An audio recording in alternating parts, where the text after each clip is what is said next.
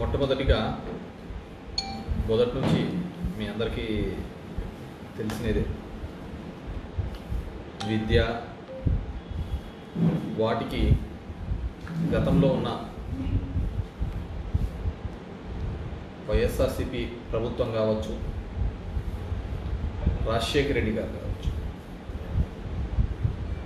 మొట్టమొదటిగా విద్య వైద్యం ఈ రెండింటినీ కూడా ఒక ప్రాముఖ్యత అంశాలుగా, విద్యా వైద్యం ఒక ప్రాముఖ్యత అంశాలుగా ముందుకు తీసుకొని వచ్చినది ఎవరన్నా ఉన్నారంటే అది 2004లో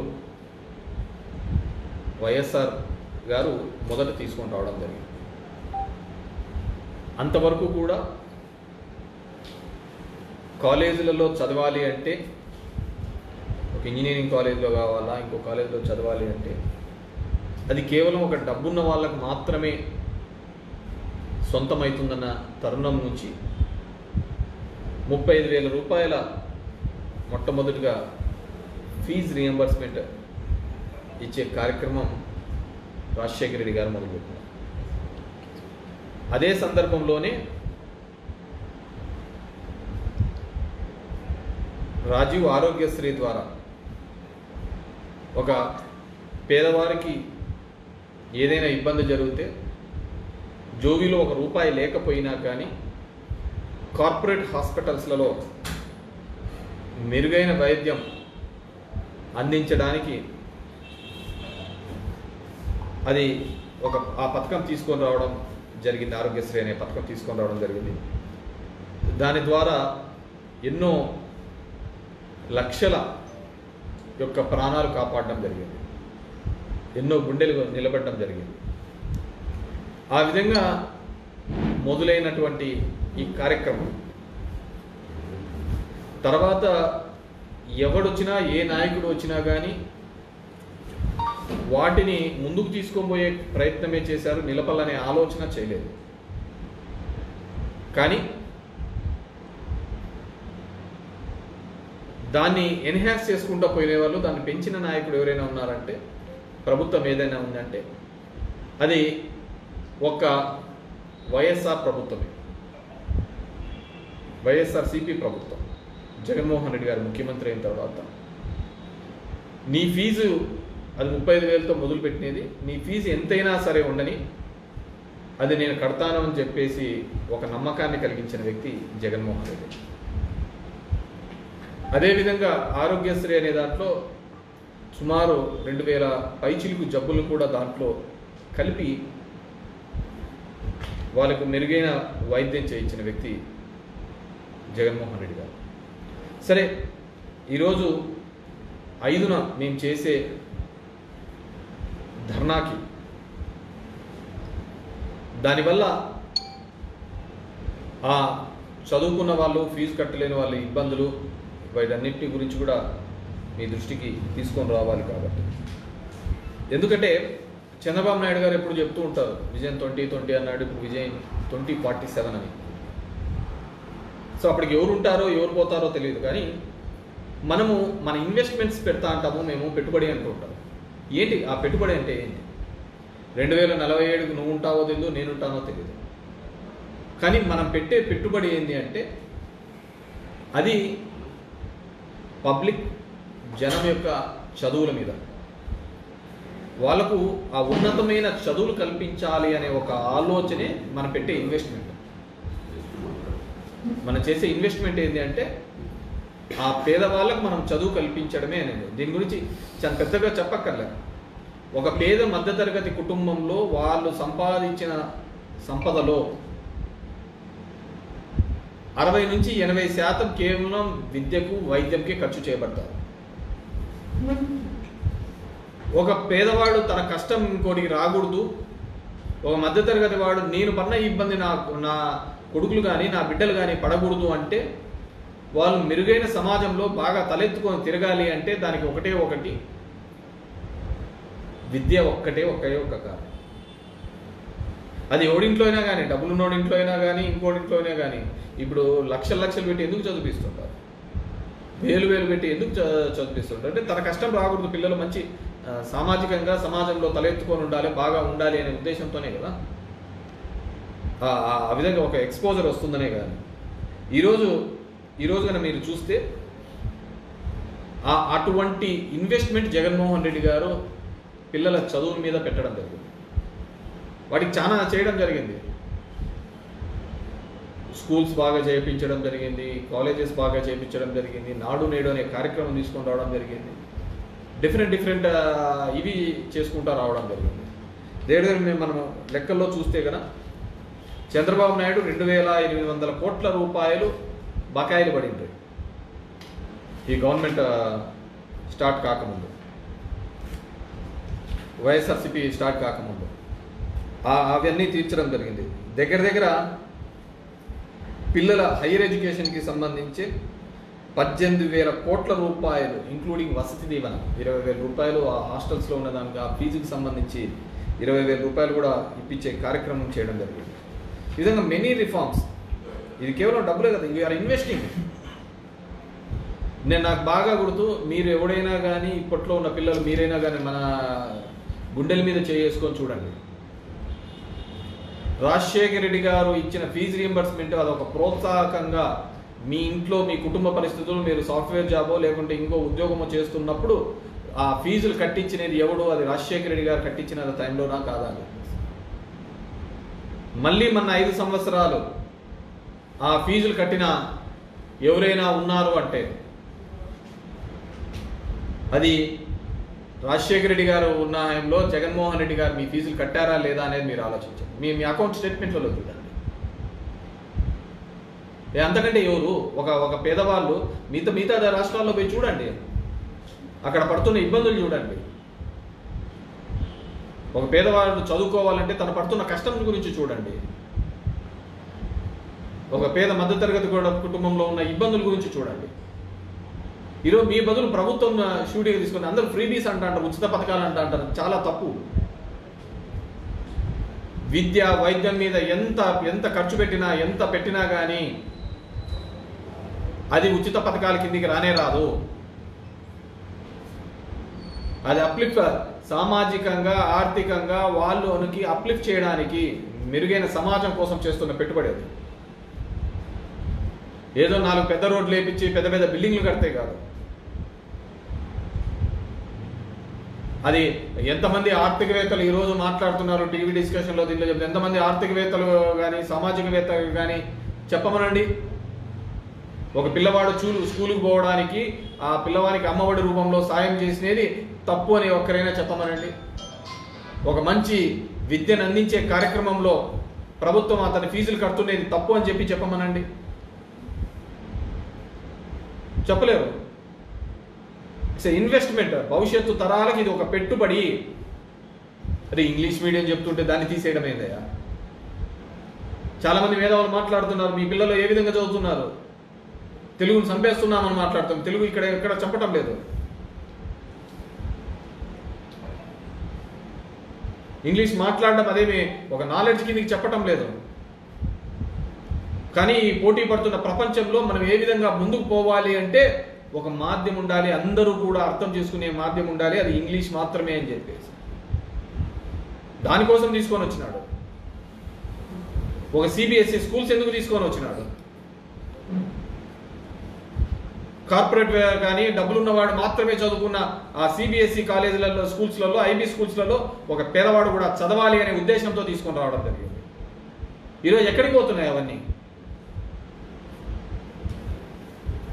ఇవి పెద్దగా ఇంట్రెస్టింగ్ సబ్జెక్ట్స్ కాకపోయి ఉండొచ్చు, ఇదే పెద్ద మసాలా ఉన్న సబ్జెక్ట్ కాదు.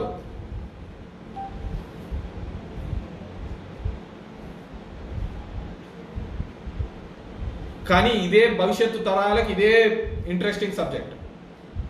మన భవిష్యత్తు, మన పిల్లల భవిష్యత్తు, నా కష్టం రాకూడదని ఆ పిల్లల్ని చదివించే ప్రతిసారి కూడా ఏ ప్రభుత్వం ఏ విధంగా సాయం చేసింది, మన సమాజం ఏ విధంగా తయారైందంటే అది నాతో కావచ్చు, ఎవడైనా కావచ్చు. ఎవరైనా సాయం చేస్తే తొందరగా మర్చిపోతాం, ఎవరైనా చేయకపోతే అది బాగా గుర్తుపెట్టుకుంటాం. సాయం చేసినోని మరవకూడదు అనే ఇంకిత జ్ఞానం లేకుండా పోయిన సమాజంలో బతుకుతున్నాం. సాయం చేసినని మర్చిపోతాను. ఎవడు చేయలేదో నాకు అది చేయలే అని చెప్పేసి వాళ్ళకి జీవితాంతం గుర్తుపెట్టుకుంటాను.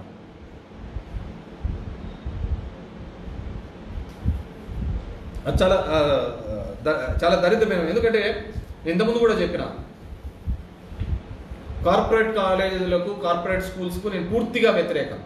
ఆ రోజు అని చెప్తున్నాను, ఈ రోజు చెప్తున్నాను.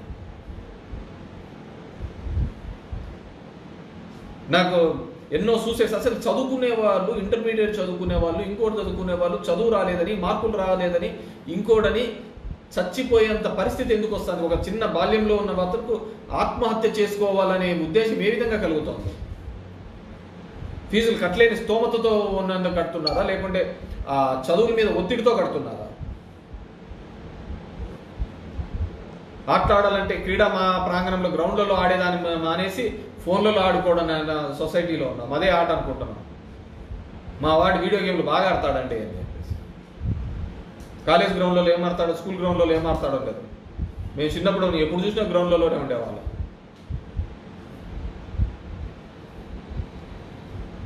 ఆడే సోడాలు ఆడే అన్నలే అయిందిలే, అట్లే సోడాలు తాక్కుంటే అట్లే తిరుగుతూ ఉండేవాళ్ళం, అట్లే ఉండేవాళ్ళం. ఎట్లంటే అట్లా.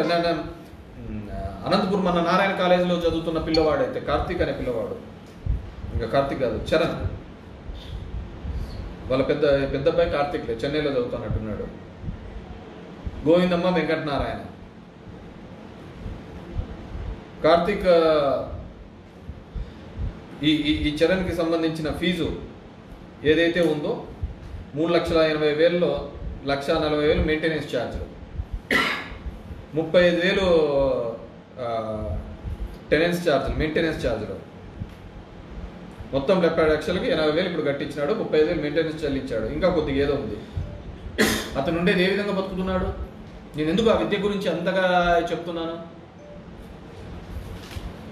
అతనికి 8 ఆవులు పెట్టుకొని బతుకుతున్నాడు. 2 ఎకరాలు పొలం ఉంది. దగ్గర 28 లక్షల నుంచి 30 లక్షల అప్పు ఉంది. కానీ ఆ తల్లిదండ్రులకు పడే బాధ ఏంది? నా కష్టం ఆ పిల్లవానికి రాకూడదనే కదా. ఆ విధంగా రాకూడదు, అది మంచిది బాగా ఉండాలనే కదా ఈరోజు జగన్మోహన్ రెడ్డి గారు ఆ స్కూళ్ళన్నింటినీ అభివృద్ధి చేసి కార్పొరేట్కు ధీటుగా తీసుకొని వస్తున్నది. ఎందుకు కార్పొరేట్కి ధీటుగా తీసుకొని వస్తున్నాడంటే అదే కారణం. అక్కడ డబ్బులు కట్టలేని వాళ్ళు ఈ స్కూల్లో ఉన్నది. ఆ అమ్మఒడి డబ్బులు కూడా ఎందుకు ఇస్తున్నారు? ప్రోత్సాహకంగా ఇస్తున్నారు. ఆ డ్రాప్ అవుట్స్ తగ్గించాలా, ఆ పిల్లలు పనికి పోకోకుండా ఉండడం కోసం 15,000 రూపాయలు ఇస్తే ఆ డ్రాప్ అవుట్ కాకుండా స్కూల్కి పిల్లలకి పంపిస్తారు. లేదంటే ఎందుకు లేనైనా ఒక 10th క్లాస్కి వచ్చినాక ఇంటర్మీడియట్కి వచ్చి నా చదువు మానే నాతో పాటు ఉండు అని చెప్పేసి పనికి పెట్టుకుంటారని. అదే నువ్వు ఫీజు కడుతున్నావు ఇంకో ఫ్రీగా వెళ్తా అంటారు. అది కదా పెట్టుబడి పెట్టాల్సింది, జనం మీద, పబ్లిక్ మీద పెట్టాల్సింది. అది ఇన్వెస్ట్మెంట్ కదా. ప్రతిదీ రాజకీయమే. ఇంగ్లీష్ మీడియం పంపిస్తే లేదు తీసేసేయండి. మరి కార్పొరేట్ స్కూళ్ళలో ఎందుకున్న ఇంగ్లీష్ మీడియం? కాన్వెంట్లలో ఎందుకున్న ఇంగ్లీష్ మీడియం? నా పిల్లోడు కాన్వెంట్కి పోతానని ఎందుకు గర్వంగా చెప్పుకుంటారు? వాడు ఇంగ్లీష్ మీడియం ఉందని. తెలుగు మీడియం పెట్టమని అక్కడికి పోతారేమో కాన్వెంట్లకు.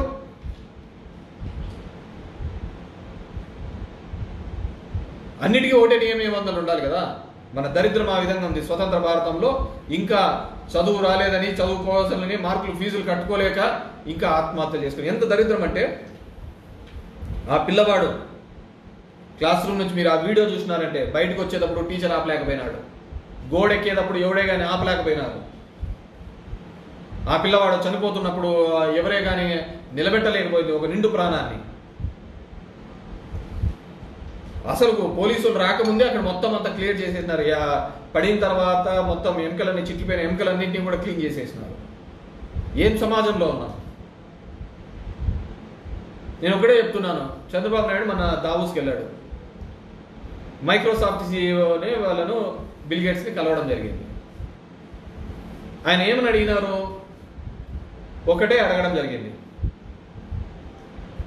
మా ప్రాంతంలో వచ్చి మీ కంప్యూటర్కి సంబంధించి, ఏఐకి సంబంధించి కొద్దిగా టెక్నాలజీ మీద మీరు సపోర్టివ్గా ఉంటాడు. ఎందుకు? ఆయన కంప్యూటర్లో సిద్ధహస్తుడనే కదా మనం అడిగేది, అవునా కదా? నేనేమంటున్నానంటే, ఇప్పుడు నారాయణ ఉన్నాడు, నారాయణ దాంట్లో ఎడ్యుకేషన్లో ఎప్పుడు 1 నుంచి 10 వరకు అతనివే ఉంటా ఉంటాయి, లేకుంటే చైతన్యవో 7 1 2 3 4 అని ర్యాంకులు చెప్పుకుంటూ పోతా ఉంటారు. అంటే అతను ఎడ్యుకేషన్ రంగంలో ఆ ర్యాంకులు తెప్పియడంలో సిద్ధహస్తుడు అని మనకు తెలిసిపోతుంది కదా. నారాయణ కాలేజెస్ అందుకే ఫేమస్ అని చెప్తున్నాను, మంచి మార్కులు వస్తాయనే కదా అక్కడ చెప్తున్నాను. మరి అలాంటి నారాయణని నువ్వు మంత్రివర్గంలో తీసుకొని, నారాయణ నీ కాలేజీలలో ర్యాంకులు వస్తున్నాయి, నీకంటే నీ కాలేజీలో ఇచ్చే జీతాల కంటే మా గవర్నమెంట్ కాలేజీలలో మా గవర్నమెంట్ స్కూళ్ళలో ఇచ్చే జీతాలు ఎక్కువగా ఉన్నాయి.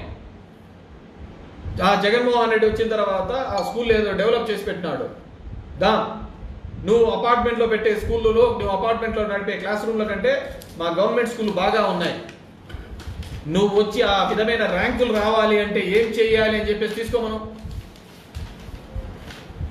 ఒక ఎక్స్పర్ట్ అయిన మైక్రోసాఫ్ట్కు సంబంధించిన బిల్ గేట్స్ని అయితే నువ్వు అడుగుతావు కంప్యూటర్ గురించి సలహాలు ఇమ్మని, లేకుంటే ఇంకో పెట్టే వాళ్ళను ఏ ఫీల్డ్లో ఎక్స్పర్ట్ అయితే వాళ్ళని అడుగుతా అంటాం కదా. ఇప్పుడు నారాయణ అతను మంచి మార్కులు తెప్పగలుగుతాడు కదా, హీజ్ ఎక్స్పర్ట్ ఇన్ దట్ కదా. మరి అట్లాంటి అతను ప్రభుత్వ పాఠశాలలో చదువుతున్న పిల్లలు కూడా అదే ర్యాంకులు రావాలని నువ్వు ఎందుకు పెట్టలేకపోతున్నావు? అలా పెడితే ఎవడు నారాయణ కాలేజీలో చదవరు కాబట్టి, అంతా ప్రభుత్వ పాఠశాలలో చదువుతారు కాబట్టి ఈ కార్పొరేట్ విద్యను ఈ కార్పొరేట్ దానికి అంతకంటే మంచి స్కూలు గ్రౌండ్ అన్నీ ఉన్నా కానీ ఈ గవర్నమెంట్ స్కూల్స్ను డెవలప్ చేయలేకపోతుంది. అది మన భావితరాలకు ఇవ్వాల్సిన పెట్టుబడి పెట్టాల్సిన చోట మనం పెట్టుబడి పెట్టలేకపోతున్నాం. మంచి వచ్చాడో ఒక జగన్మోహన్ రెడ్డి ఒక నాయకుడు వచ్చాడు, ఆ పెట్టుబడి పెట్టాడు, వాళ్ళ భవిష్యత్తును మార్చాలి అని ఒక ప్రయత్నం చేయడం జరిగింది. మా దరిద్రం ఏంటంటే ఇంత ముందుగా చెప్పినట్టుగా తాగుబోతు వ్యవస్థను మార్చడానికి ఉపయోగపడినట్టుగా ఒక చదువు చెప్పే పిల్లవాడికి తల్లిదండ్రులు ఆ వ్యవస్థను మా పిల్లవానికి ఇంత చదువు చెప్తున్నాడు ఇంత బాగు చేస్తున్నాడని వాడు మాట్లాడలేకపోవడం జరిగింది. అందుకే ఎప్పుడే కానీ అంటుంటాం మేధావి యొక్క నిశ్శబ్దం కూడా దేశానికి ప్రమాదకరం. ఒక తాగుబోతు వాగిన కూతలు ఒక మంచి బ్రాండ్ లేదు లేకుంటే సరుకు తక్కువగా లేదు అనే మాటలు మాట్లాడినంతగా మాకు మంచి చదువు చెప్తున్నాడు, మాకు మంచి స్కూల్ తయారైంది, మా స్కూల్లో మా ఫీజుకు అమ్మఒడి కడుతున్నాడు, మేము ఇంజనీరింగ్ చదివినా డాక్టర్ చదివినా డిగ్రీ చదివినా ఏం చదువు చదివినా ఆ ప్రభుత్వం వైఎస్ఆర్ కాంగ్రెస్ ప్రభుత్వం మాకు డబ్బులు ఇచ్చిందని ఆ పిల్లలు చెప్పలేకపోయినారు. ఆ చిన్న పిల్లలు కాదు, డిగ్రీలో వచ్చిన వాళ్ళు, ఇంజనీరింగ్లో వచ్చిన వాళ్ళు, మెడికల్గా వచ్చిన వాళ్ళు ఫీజు తక్కువ వచ్చిన రోజు మాట్లాడినారు, వాళ్ళ తల్లిదండ్రులు కూడా మాట్లాడలేకపోవడం జరిగింది. అది దురదృష్టం. అది ఒకరిని అడిగేకి లేదు, మొత్తానికి ఒక దురదృష్టమైంది.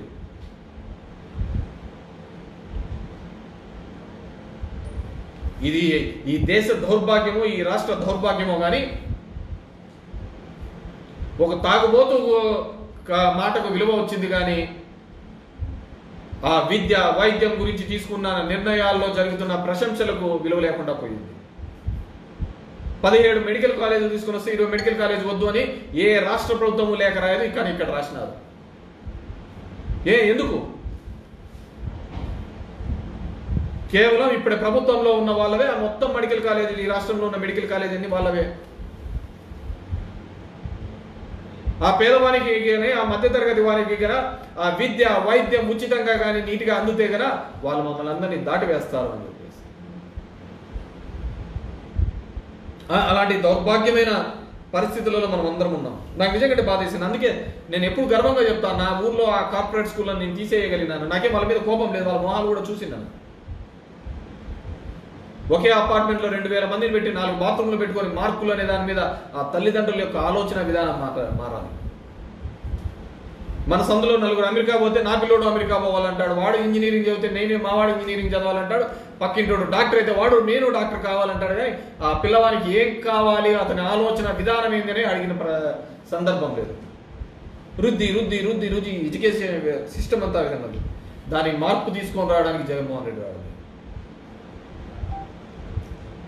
నేను అడుగుతున్నాను, 5వ తేదీ చేసే దానిలో ఎంతమందికి తల్లిదండ్రులకు సర్టిఫికెట్లు ఇవ్వకుండా ఇబ్బంది పడుతున్నారు, ఎంత ఇబ్బంది పెట్టడం జరిగింది. నేను గుడ్ మార్నింగ్ తిరిగేటప్పుడు చాలా మంది 2 రోజులు జగన్మోహన్ రెడ్డి గారు నిధులు రిలీజ్ చేసిన తర్వాత ఆర్బీఐ ఇవన్నీ క్లియరెన్స్ అయ్యాక 2-3 రోజులు లేట్ అయినా సార్ ఇంకా రాలేదు సార్ అన్నారు. ఇస్తానాడు కాబట్టి అడుగుతున్నారు, పోతాను కాబట్టి అడుగుతున్నారు. ఈయటం లేదు కాబట్టి ఇది ఇంతే, మన బతుకులు ఇంతే, మన జీవితాలు ఇంతే అని చెప్పేస్తున్నాడు. ఒకరు అన్నారు, లోకేష్ అన్నాడు, నన్ను మేము ఏదైనా కానీ చెప్పిన ఆమె నెరవేర్చకపోతే ఈ కాలర్ పట్టుకొని అడగండి అన్నాడు. మరి ఎంతమంది కాలర్ పట్టుకొని నిలదీస్తున్నారు? ఎన్నో జరిగిపోతాంది, పోతానా, ఆయారా గయారా. నేను ఎప్పుడు చంద్రబాబు గారిని తప్పు పట్టాను,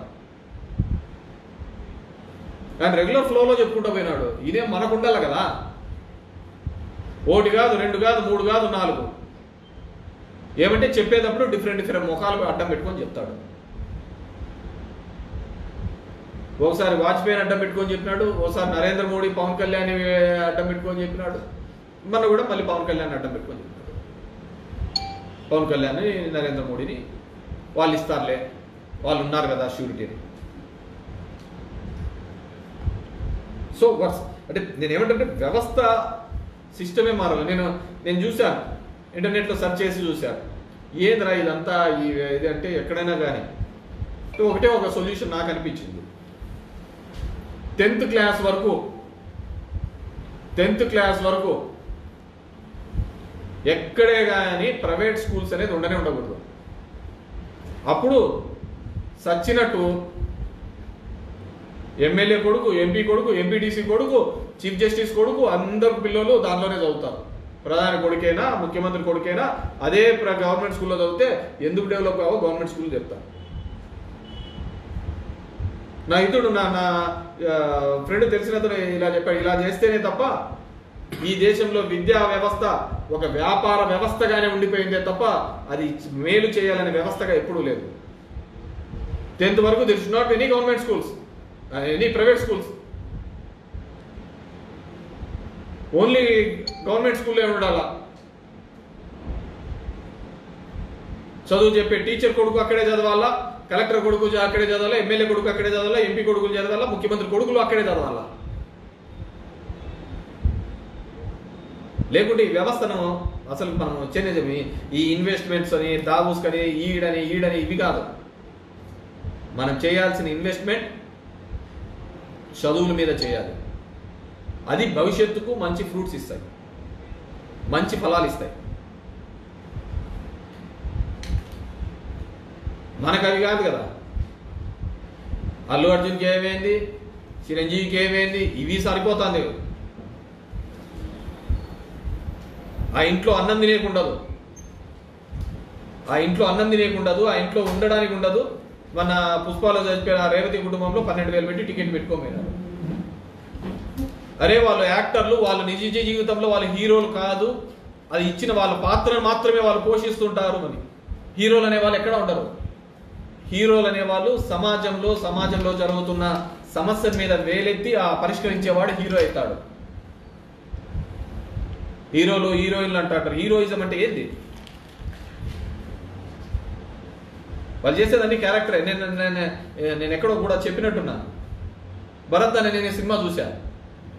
వస్తాడు మహేష్ బాబు, దిగుతాడు, ఆ స్కూల్ ఇట్లా చేయాలంటాడు, అది ఇట్లా చేయాలంటాడు, కాలేజీలు ఇట్లా కట్టాలంటాడు, ప్రజావంతులకు పరిపాలన అంటాడు, అన్ని అంటాడు, అసలు కరప్షన్ లేని సొసైటీ చేయాలంటాడు, ఎవరి దగ్గర ₹1 అడగకూడదు అంటాడు, నేరుగా జనాలకి అందల్లా బడ్జెట్లో ఇంత పెట్టాలంటాడు. పాపం జగన్మోహన్ రెడ్డి కూడా అదే చూసి అదే చేసినాడు. అటు సినిమా హిట్, మా అప్ప చూస్తా అంటే సినిమా యొక్క క్యారెక్టర్ని కూడా నిజ జీవితంలో చేసినా కూడా యాక్సెప్ట్ చేయలేని పరిస్థితి ఉంటే, హీరోలు వాళ్ళు ఒక క్యారెక్టర్ చేసినాడు. మీరు చూడండి, రోబో సినిమా చూస్తాం అనుకో, రజనీకాంత్ హీరోనే, రజనీకాంతే విలన్. అక్కడ ఎవరిని చూస్తాం? యాక్టర్నే చూస్తాం అంతే. రెండు ఫేస్లో ఒకటే విధంగానే కనపడతా ఉంటాయి. చూసేది ఆ యాక్టరు, ఆ క్యారెక్టరు, వాడు చేసే పద్ధతినే కదా చూసేది. మనం ఏం చేస్తున్నాం? ముఖ్యంగా మన సదరన్ ఇండియా హీరో అంటే ఎలివేషన్ దేవునితో పాటు కొలుస్తాం. అమ్మ నాయన కూడా అట్లా చూసుకోంటారు. చెప్తే దేవుడు, అరే వాడు చేసేది ఒక క్యారెక్టరు, నిజ జీవితంలో వాళ్ళంతా ఇది లేదు అనే పద్ధతికి చెప్పినా కానీ వీళ్ళేరు. నిజ జీవితంలో ఒక హీరో లాగా ఒక ఫైట్ చేసి ఈ వ్యవస్థకు అన్నిటికీ ఎంతోమంది నిష్ఠూరాలు అయిపోయి ఈ వ్యవస్థను నిలబెట్టాలని ఒక ప్రయత్నం చేస్తే దాని గురించి మాట్లాడలేని సమాజంలో ఉంటే మనం ఏం చేసేకైతుంది? ఇట్స్ వెరీ ఇది. నేను దాని గురించి చూసే నాకు బాధ అనిపించింది. ఆ సూసైడ్స్ అని కావచ్చు, ఇదని కావచ్చు. ఇన్వెస్ట్మెంట్స్ అంటే ఏంటి? ఇన్వెస్ట్మెంట్ అంటేనే ఇది. భవిష్యత్తు తరాలకు మనం పెట్టేదే ఇన్వెస్ట్మెంట్. ఎవడు చేయలే. స్కూల్స్ ఈ విధంగా కట్టించాలి అని గతంలో ఎవరే కానీ ఆలోచించిన దాఖలాలే లేవు. నువ్వు చదువుకున్నావు, మీరు చదువుకున్నారు, అందరూ చదువుకున్న వాళ్ళే. చూడండి అప్పటికి ఇప్పటి స్కూల్స్ ఏ విధంగా.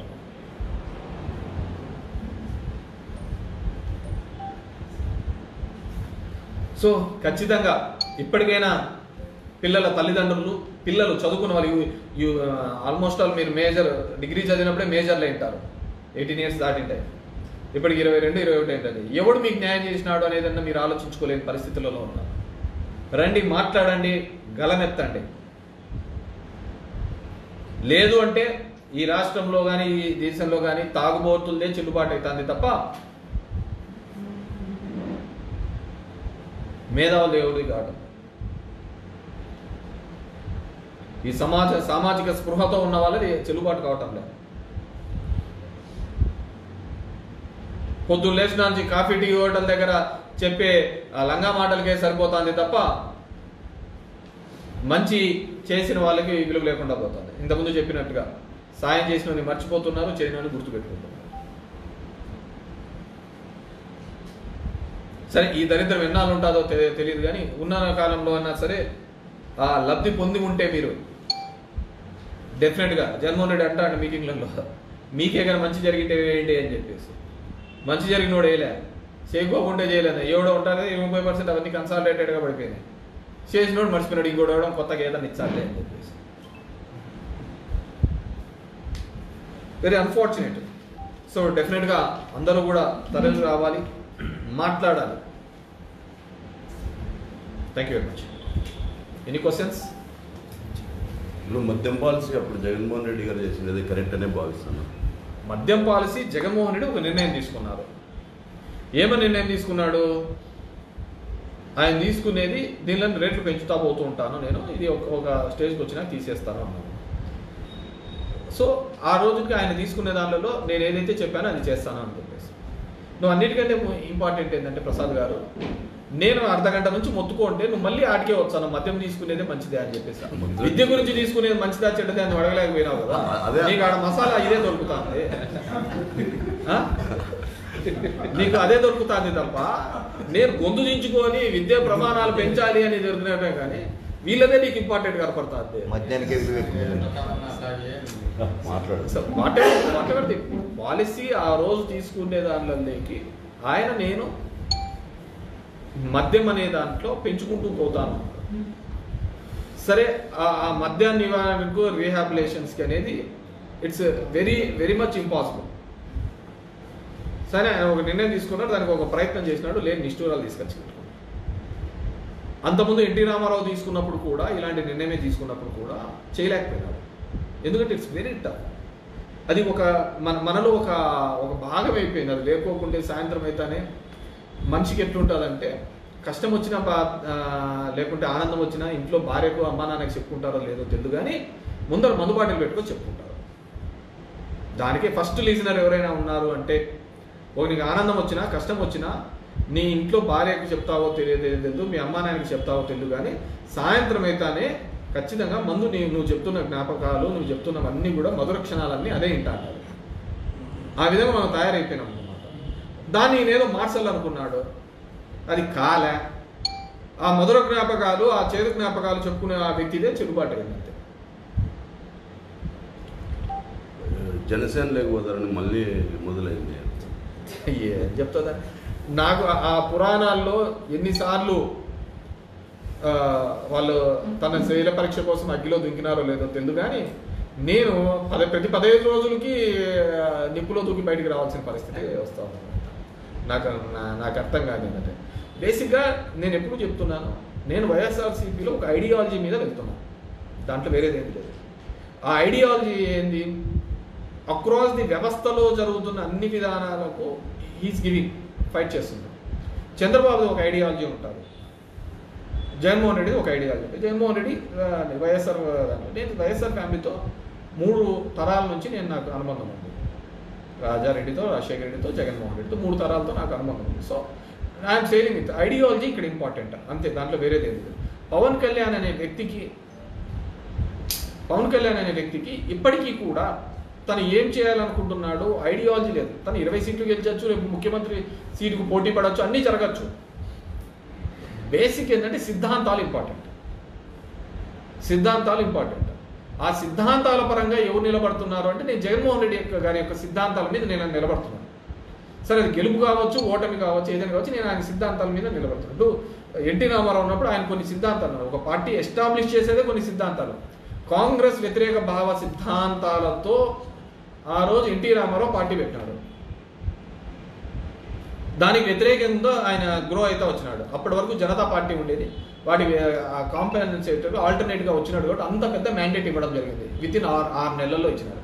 మొదట సినిమా గ్లామర్గా ఇవ్వడం జరిగింది, దానికి అది అనుకూలించడం జరిగింది. దాని తర్వాత రావడం జరిగింది. దాని తర్వాత ₹2 కిలో బియ్యం, అలాంటి కొన్ని వినూత్నమైన పథకాలు తీసుకొని రావడం. ₹2 కిలో బియ్యాన్ని ఎందుకు అంటారు? ఆ రోజు కాలంలో కేవలం రాగన్నము, జొన్నన్నము ఇలాంటివే తినేవాళ్ళు. పేదలు తెల్లన్నము తినాలి అంటే అది ఏంట్లో పండగలకో దీనికో మాత్రమే తినే టైంలో వచ్చి అది తీసుకొని రావడం. It's a change, revolutionary change. సరే ఈరోజు షుగర్లు వచ్చి అదర్ రోగాలు వచ్చేసి డబ్బున్నోడు ఇవి తింటున్నాడు, డబ్బు లేనోడు డబ్బున్నోడే రాగి ముద్ద తింటున్నాడు. ఆ రోజు ఆపోజిట్గా ఉంటాయి. So it's a revolutionary change. Aarogyasri అనేది ఇట్స్ ఎ రెవల్యూషనరీ చేంజ్. ₹1 జోబిలో డబ్బు లేకపోయినా వాడు కింద పడతానే ఒక ఆధార్ కార్డో ఇంకో కార్డో తీసుకొని పోయి హాస్పిటల్లో ఫ్రీగా చేయించుకుంటున్నాడు. ఏదైనా కానీ గుండెకి బాగాలేదు అనుకుంటే ఇమీడియట్గా పోయి చేయించుకోండి. It's revolutionary. ఒక నమ్మకం, ఒక భరోసా ఇవ్వడం ఆ ప్రభుత్వం యొక్క బాధ్యత. ఆ బాధ్యతగా రాజశేఖర రెడ్డి చేసినాడు, జగన్మోహన్ రెడ్డి చేసినాడు. చంద్రబాబు ఒక్కటి చేసినాడని చెప్పమనండి. ఎవడో తెచ్చిన ఐటీ నేనంటాడు, ఎవడో చేసిన నాదంటాడు. 4 సంవత్సరాలు 4 టర్మ్స్ అయినాడు ముఖ్యమంత్రిగా ఆయన. ఇదే ఉమ్మడి ఆంధ్రప్రదేశ్లో కూడా ఉన్నాడు. ఈరోజు తెలంగాణకు ఆంధ్రప్రదేశ్కు అసమానతలు ఉన్నాయి అంటే ఎందుకు కారణం చెప్పండి? 83 నుంచి గత 40 సంవత్సరాల నుంచి అసమానతలు ఉన్నాయి. ఇంకా ఇప్పుడిప్పుడే ఆంధ్రప్రదేశ్ డెవలప్ అవుతుందని ఎందుకు చెప్పుకోవాల్సిన దీని పరిస్థితిలో ఉన్నాము అంటే అంతకుముందు ముఖ్యమంత్రులు చేయలేకపోవడం వల్లనే కదా. ఆ రోజే ఇన్ని పోర్ట్స్ కానీ ఇన్ని కాలేజీలు కానీ ఇవన్నీ కూడా మిగతా ప్రాంతాల్లో కూడా డెవలప్ చేసి ఉంటే ఈ అసమానతలు ఉండేవి కాదు కదా. ఈ రాష్ట్రం విడిపోయి ఉండేది కూడా కాదు కదా. ఇప్పుడు కూడా పెద్ద తప్పు చేస్తున్నది అదే. అమరావతి అనే ఒకటే చోటనే మొత్తం పెట్టుబడులు తీసుకొని పెట్టడం అనే కార్యక్రమం చేస్తున్నారు. ఇప్పుడు మన అనంతపూర్కి ఎయిమ్స్ శాంక్షన్ ఏంటండి, తీసుకుపోయి మంగళగిరిలో పెట్టినారు. ఏం అక్కడ విజయవాడ కానీ గుంటూరు కానీ ఇలాంటి కార్పొరేట్ పెద్ద పెద్ద ఊర్లు లేవా? అక్కడ పెద్ద పెద్ద హాస్పిటల్స్ లేవా? ఏం అనంతపూర్లో పెట్టి ఉంటే అదే ఎయిమ్స్ కానీ హాస్పిటల్ కానీ పెట్టింటే ఎంత ఉపయోగపడి ఉండేది ఇక్కడ పేదవాళ్ళకు. అప్పుడున్న తెలుగుదేశంలో ఉన్నవాడు మాట్లాడలేకపోయినారు ఒక్కరు కూడా. ఈరోజు కూడా కిలోమీటర్ 52 కోట్లతో పిలుస్తున్నారు అమరావతి ప్రాంతంలో. అదే 3 కిలోమీటర్లు అంటే 150 కోట్లకు ప్రతి నియోజకవర్గంలోని ఇన్ఫ్రాస్ట్రక్చర్ రోడ్లు గీట్లు అన్నీ లేకోకుండా పోతా ఉంటాయి కదా. కొన్ని గ్రామాలకు రోడ్లు లేవని చెప్పేసి కొన్ని దానిలో చూపిస్తూ ఉంటారు తెలుగుదేశం వాళ్ళు ఇది ఇదని. ఒకసారే కదా జగన్మోహన్ రెడ్డి అనేది. అంతకుముందంతా మీరే ఉన్నారు కదా, మరి ఆ గ్రామాలకు ఎందుకు రోడ్లు వేయలేకపోయినారు? నేను వచ్చినాక చెప్తా. ఓబులాన్పల్లి, మల్లాకాలవ ఇలాంటి గ్రామాలకు నేను వచ్చిన తర్వాత రోడ్లు వేయించిన సందర్భం. ఈ నియోజకవర్గంలో 80% అభివృద్ధి కార్యక్రమాలు కానీ అభివృద్ధి యొక్క రుచి కానీ ఇంకోటి కానీ ఏదైనా కానీ చూపించినాను అంటే అది నేను చేసినానని. కానీ ఎప్పుడు తెలుగుదేశంలో పార్టీనే కదా ఇక్కడ గెలిచినది. కేవలం 3 సార్లు కదా ఇంకొకరు గెలిచినది. ఇక్కడ 3 సార్లు కదా. దానికి ఇట్స్ డిపెండ్స్. మన సమాజంలో ఉన్న పరిస్థితులు ఈ విధంగా నడిచిపోతానేది అంటే మనము మంచి అనుకోని చెడ్డమనుకోని ఈ దేశంలో 2 రాజకీయాలు. ఒకటి కులపరమైన రాజకీయం, ఒకటి మతపరమైన రాజకీయాలే జరుగుతుంది. ఆ కులాల రాజకీయాలు జరిగినంత వరకు, ఆ మతాల రాజకీయం జరిగినంత వరకు ఈ దేశంలో ఉన్న కానీ ఇంకోటి కానీ పేపర్ల మీదే కనపడుతుంది తప్ప అభివృద్ధి సామాజికంగా ఆ పేదవానికి ఖచ్చితంగా ఫలాలు అనేది అందవు. ఎందుకంటే అందరికీ అర్థమైపోయింది, దేశం మీదకి యుద్ధం మీదకి వచ్చినప్పుడు కానీ ఒక యుద్ధం కానీ ఒక మతం కానీ ఈ రెండే అందరినీ ఏకం చేయగలుగుతారు. అది పైన బీజేపీకి బాగా అర్థమైంది కాబట్టి ఆ మతపరమైన రాజకీయాలే చేస్తున్నారు తప్ప వేరేదేం చేయటం లేదు. మనం వాళ్ళనేం అనేయట్లేదు. వాళ్ళేం బ్రిడ్జిలు కట్టిస్తాము, ఇంకోటి కట్టిస్తామని చెప్పటం లేదు కదా. గుడి కట్టిస్తున్నారు. ఇక్కడ కూడా అంతే. మనం ఏం చేసినామనే కాదు కదా. ఎండ్ ఆఫ్ ది డే ఆ కులం ఆధారితంగానే రాజకీయాలు జరుగుతున్నాయి. మనం మంచి అనుకోని చెడు అనుకోని ఏదైనా కానీ మనం అందరం మాట్లాడచ్చు, చాలా నీతులు చెప్తూ ఉండొచ్చు, కానీ జరిగే ప్రతి రాజకీయం కానీ ప్రతి వ్యవహారం కానీ కులాల అనుగుణంగానే జరుగుతున్నాయి తప్ప ఈ దేశంలో మతాల అనుగుణంగా చెప్తున్నాయి, ఇంకా వేరే విధంగా జరగటం లేదు. అదనే లేదు, ఆ విధంగా విభజిస్తానా పాలిస్తానా అంతే. That's it. ఇంకా మొత్తం మీద పవన్ కళ్యాణ్ ప్లాన్ సబ్జెక్ట్ ఎక్కడ పోతుంది ఇంకేమన్నా చూడే అంత క్లియర్గా చెప్పినా కానీ నువ్వు ఇంకా లేదంట అంటే పవన్ కళ్యాణ్తో టచ్ లేకూడదన్నారు బయట. నేను అతని సినిమా లాస్ట్లో పోయినప్పుడు వకీల్ సాబే లాస్ట్లో అతని టచ్లో పోయి చూసిన సినిమా అంతే. ఇంకేమన్నా నేను అంత నీట్గా చెప్తున్నాను. నేను ఐఎమ్ విత్ జగన్మోహన్ రెడ్డి, ఆయన భావజాలంతో పోతున్నా. ఇంకా పవన్ కళ్యాణ్కి ఒక భావజాలం అంటూ ఏంది లేదు కదా. ఇప్పుడు చంద్రబాబు నాయుడు తిరుమలలో కొవ్వు ఉంది అనే దబాతన సనాతని అని చెప్పేసి వారం రోజులు హడావిడి చేసి అసలు కొవ్వే ఆడుంది, అది ఎట్లా చెప్పినావు, అది లేదంటున్నారు కదా అని చెప్పి చంద్రబాబు ఏమని అన్నాడు? అయినా చెప్పు అనలేకపోయినాడు కదా. ఇప్పటికీ చంద్రబాబు చేతుల్లో పవన్ కళ్యాణ్ ఒక టూల్ లాగానే ఉన్నాడు, పప్పెట్ అంటారు, అలాగనే ప్రవర్తిస్తున్నాడు. చెప్పు ఆయన ఆ రోజు అంతగా గొడవ చేసి అంత హైరాణ చేసినవాడు లేదు ఇది కొవ్వు లేదంటున్నారు, ఏంది ఇది తేలేంత వరకు అని చెప్పేసి లేదు. తాత్కాలిక మనకు కూడా అంతే, ఆ క్షణం బాగుంటే చాలు. అదే మనం అంటున్నాం కదా, మనం అనుకుంటాట కదా నాలుగు మీద రుచి ఉంటుంది, అది నోట్లో పోయిన తర్వాత లోపల పోయిన తర్వాత దాని రుచి కూడా తెలియదు. ఆ సందర్భం బాగుందా లేదా అని అంతే. మనకు కూడా beautiful performance, Pavan is fighting for us అంతే. అది నిజమెంత, చంద్రబాబు చేసినది ఎంత, 40 ఏళ్ళుగా రాజకీయంలో 4 సార్లు ముఖ్యమంత్రిగా ఉన్నప్పుడు ఈ రాష్ట్రానికి ఏం చేశాడు అని ఇప్పటికీ చెప్పలేదు. అప్పుడో కట్టిన హైటెక్ సిటీ చూపిస్తా అంటాడు, రింగ్ రోడ్ చూపిస్తా అంటాడు, అదే చూపిస్తాడు తప్ప ఏం మిగతా అంత ఆంధ్రప్రదేశ్ కాదా ఆయన ముఖ్యమంత్రి ఉన్నప్పుడు ఎందుకు చేయలేకపోయినాడని చెప్పి ఎవడు అడగలేడు. ఆయన వచ్చేనే బాగుంటుంది, బాబు రావాలి అనే చెప్తాడు అనే చెప్తున్నారు. చెప్పే కదా ఇంతకుముందు, ఆ చదువు చెప్పిన ఆ తల్లిదండ్రులకు లేకపోయింది, లేకుంటే ఆ బాగుపడిన వాళ్ళకు లేకపోయింది. ఓన్లీ లిక్కర్ బ్యాచ్ బాగా సక్సెస్ అయినారు. పవర్ ఆఫ్ లిక్కర్ అంతా. దట్స్ బ్యూటీ ఆఫ్ డెమోక్రసీ, ప్రజాస్వామ్యం ఎక్కాలి. ఇంకేమన్నా వైసీపీ పార్టీలో కీలక సభ్యుడుగా ఉన్న విజయసాయి రెడ్డి ఇట్లాంటి వాళ్ళ పెద్దలు కూడా రాజకీయాలకు దూరంగా ఉంటున్నారు. అది ఇలాంటి సమయంలో దానికి ఏముంటుందండి, ఎవరి ఇష్టాలు వాళ్ళకు ఉంటా అంటే దానిలకు ఇదేం చెప్పడం లేదు. ఇప్పుడు నేను సింపుల్ థింగ్ చెప్తాను. ఈ సిస్టంలోకి వచ్చిన రాకముందు సాయి రెడ్డి అనే వ్యక్తి జగన్మోహన్ రెడ్డికి సంబంధించి లేకుంటే వాళ్ళ కుటుంబానికి సంబంధించి ఒక ఆడిటర్. ఆయన జగన్మోహన్ రెడ్డితో పాటు కేసులో ఇరికించిన తర్వాత పోయినాడు. సరే నేను పోయినాను కాబట్టి నేను జగన్మోహన్ రెడ్డితో సెయిల్ కావాలనుకున్నాడు, వచ్చినాడు, అయిపోయింది. గవర్నమెంట్లోకి వచ్చినాడు, పోయినాడు, రాజ్యసభ 2 సార్లు తీసుకున్నాడు. ఇప్పుడు నేను చాలా చోట్ల చెప్పాను, తన మీద కానీ దానిలో కుటుంబం సభ్యుల మీద కానీ కొన్ని ఆరోపణలు వచ్చినాయి. మేబీ ఈ పాలిటిక్స్లో నేను తట్టుకోలేనేమో అనుకున్నాడేమో. సో అతను సైలెంట్గా క్విట్ అయిపోయినాడు. రాజ్యసభ సభ్యు పదవి ఉంది కదా, ఉండి కూడా ఇప్పుడు రాజీనామా వద్దనుకున్నాడు. తన మీద పడుతున్న బరువు అలాంటిది, దానికి ఏం చేసే కదా, తన మీద అంత భారం ఉందేమో మనకు తెలియదు కదా. నాకు పెద్దగా సాయి రెడ్డితో అటాచ్మెంట్స్ కూడా తక్కువే. సో మేబీ జగన్మోహన్ రెడ్డి గారికి ఆయన ఏం చెప్పినాడో ఏమో తెలియదు, వెళ్ళిపోయినాడు. సో సార్ అతన్ని గౌరవించినారు, అతన్ని పైకెత్తుకున్నారు, అతను చెప్తే కార్యకర్తలు విన్నారు, లేకుంటే లీడర్లు విన్నారు అంటే అతను జగన్మోహన్ రెడ్డితో ఉన్నాడు అని అంతే. Jaganmohan Reddy without Jaganmohan Reddy Vijayasai Reddy only auditor. నువ్వు చెప్తున్న రాజ్యసభ ఉండదు, ఇంకోటి ఉండదు. ఈ ఒకటి పక్కన ఈ పెరుగుతూ ఉంటాయంటేనే సున్నాలు పెరుగుతూ ఉంటుంది. ఈ ఒకటే లేకపోతే అన్ని సున్నాల కిందకే వస్తాయి అంతే, దాంట్లో వేరేది ఏమి లేదు. ఒకటి పక్కన ఇంతమంది ఉంటా అంటే అంతమందిగా దాని విలువ పెరుగుతూ పోతుంటుంది. ఆ ఒకటి జగన్మోహన్ రెడ్డి దానికంటే మీకు జగన్మోహన్ రెడ్డి అనే వ్యక్తి సిస్టంలో చాలా దానిలకు జరుగుతున్న దాని మీద ఫైట్ చేసినాడు. వ్యవస్థలో జరుగుతున్న తప్పిదాల మీద కానీ ఇంకో దానిల మీద కూడా చాలా ఫైట్ చేసి ఒక లీడర్గా ఎలివేట్ అయినాడు. నేను ఎన్నో సందర్భాలు చెప్తున్నాను, ఎప్పుడైనా ఒక నాయకుడు అన్న తర్వాత కష్టంలో ఉన్నప్పుడు నిలబడతా అంటేనే రాయి.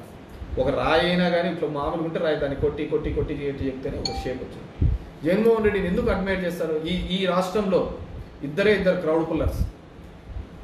ఎప్పుడు వెళ్ళినా కానీ ఏ సందర్భంలో అయినా కానీ 10 నిమిషాల్లో 10,000 మందిని పూల్ చేసే వాళ్ళు ఎవరైనా ఉన్నారు అంటే రాజకీయ నాయకుల్లో అయితే అది ఒక జగన్మోహన్ రెడ్డి.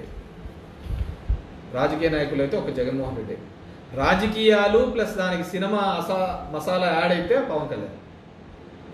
వీళ్ళిద్దరే ఏ సందర్భంలో అయినా క్రౌడ్ పుల్ చేయగలుగుతారు. చంద్రబాబు కావచ్చు, తెలుగుదేశం కావచ్చు, మేనేజ్మెంటు మాట్లాడి ఇవన్నీ చేస్తారు. ఇది వీళ్ళిద్దరికే ఎమోషనల్గా వస్తారు దగ్గరికి.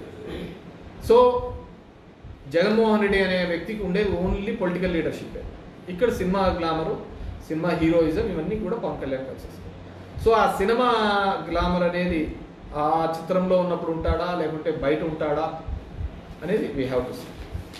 సినిమా నాయకులంతా కూడా రాజకీయాల్లో అన్నీ కాదు పాప వచ్చినారు, వాళ్ళన్నీ కూడా వచ్చినాడు. అంతకంటేనా పక్కన కమల్ హాసన్ వచ్చినాడు, ఆయన విన్నాడు. నా దరిద్రం ఏంటంటే నేను ఇంతవరకు చెప్పినది ఒకటి, మీరు అడిగేది ఒకటి. విద్య గురించి చెప్తున్నాను, ఆ వ్యవస్థ గురించి ఫైట్ చేయండి. దీంట్లో ఉంటుంది మన ఆలోచనలంతా మసాలాలకు దిక్కే పోతా ఉంటుంది. మరిన్ని వీడియోస్ కోసం ఛానల్ ని సబ్స్క్రైబ్ చేయండి. లేటెస్ట్ అప్డేట్స్ కోసం వాట్సాప్ ఛానల్ ని ఫాలో అవ్వండి. ఆ లింక్ డిస్క్రిప్షన్ లో ఉంది.